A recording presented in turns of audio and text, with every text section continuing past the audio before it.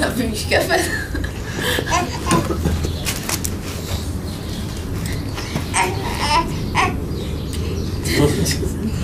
ליאל היקר, 13 שנים חלפו מהר, ועכשיו אתה כבר נער מתבגר, מדהים, נחמד וגם מציק, אבל אותנו אתה תמיד מצחיק.